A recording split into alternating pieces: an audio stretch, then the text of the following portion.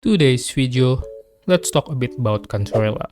I'm not gonna talk about the last 25 seconds of her PV here, or how I imagine that it should have been me, but let's talk about whether she is a priority pull or maybe you should just skip her for now. First thing first, I've been saying this for almost every single character's overview video. If you don't care about meta, you should just pull for whoever you want, it doesn't matter. But if you want to clear content easier, that's gonna be a different topic. Now, I'm not gonna explain the math here. Quite frankly, I'm more of a practitioner than a theorist. I'm not gonna do 15-30 minutes yap to explain her kit, so this video pretty much just gonna be a quick overview of how valuable she is based on the current roster that we have in Wuthering Waves. But let's be real, I'm pretty sure math-wise her damage is not gonna be that bad, so let's talk about her role instead.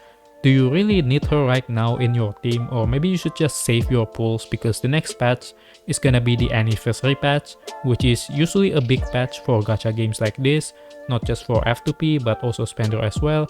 Maybe they will reset the shop, or maybe there's a spending event for spenders, just like what they did in PGR.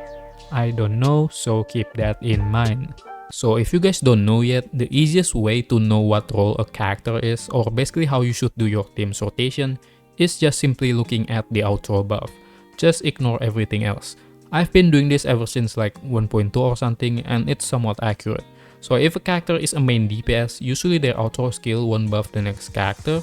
So for example, we have Jian, Karota, Jinchi, and Camellia here. And as you can see, their outro skill doesn't buff the next character's damage. That being said, it doesn't mean that a character that has buff in their outro skill cannot be a DPS, right? For example, we have Bran. He buffs the next character's fusion damage by 20% and also resonance skill damage by 25%. And is that mean that we cannot build him as a main DPS? Of course you can, right? You can still build him as a DPS, but let's be real, it's not gonna be as high as the real DPS character if we compare it with Camellia, Karota, or Jinchi here. Or maybe another example like Rosia, can you build her as your main Havoc damage dealer? Sure, you can do that, right? But Camellia is always gonna be better within the same investment. But sometimes we do have special occasion like Changli and Bran here, for example. Both of them buff the next character's fusion damage, so that means instead of using the usual hyper carry rotation, Kuro's basically asking you to basically swap between both Changli and Bran to utilize the outro buffs optimally based on the current roster that we have for fusion characters. I don't know, maybe in the future we will have another fusion character that could fully utilize Changli's outro, but as for now, it's just way more optimal to swap between Changli and Bran. Back to Cantarella, so what is the order of her rotation, or basically what is her role in the team? So if we see basically a quick overview of her kit here, she's a coordinate attack support like Zilche, but on top of that she can also heal. Is that mean that she's a healer support specifically for Camellia and Rosia here? Yes, but no. Because if we take a look at her outro here, yes, she buffs Havoc damage, but she buffs resonance skill damage instead of basic attack damage. And on top of that, unlike any other healer like Verena and Shorekeeper, you lose her outro buff if you swap to the next second character. So let's say for example, if you swap to Rosia, Rosia is gonna get the buff from Cantarella's outro, but if you swap again to Camellia, Camellia won't get any buff from Cantarella. And to make it even worse, Rosia's main damage output is from her plunge attack, which considered as heavy attack damage, not resonance skill damage. So again, this is pretty much another GG situation here before Karota's release. What I'm trying to say is that currently both Camellia and Rosia are not Cantarella best partner, so it's very likely 99% in the future Kuro gonna release another Havoc character that utilize resonance skill damage as their main damage output, just like Jinchi and Carlotta.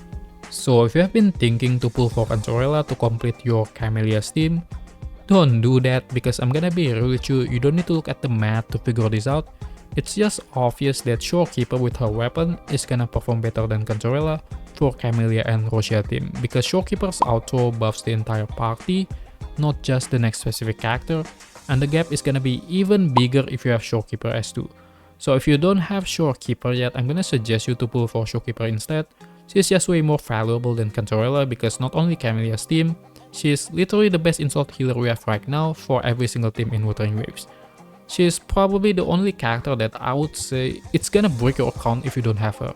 That being said, if you want to invest for the future Havoc team, or maybe you are a new player, you didn't pull for Camellia and Rosia, so you basically just want a new Havoc character, Sure, you can do that, right? Or maybe you already have Shorekeeper and you don't have a support to pair with Jinchi because you didn't pull Cheche, or maybe because your Cheche is busy with Carlotta.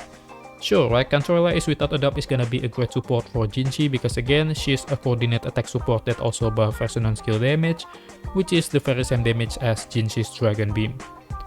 Final verdict, is she a priority or she just sucks just like she should just sucks my boy? Should you pull for her? I'm gonna be real with you, as for now, nah. I'm still gonna pull for her because I just want to have every character in Wuthering Waves.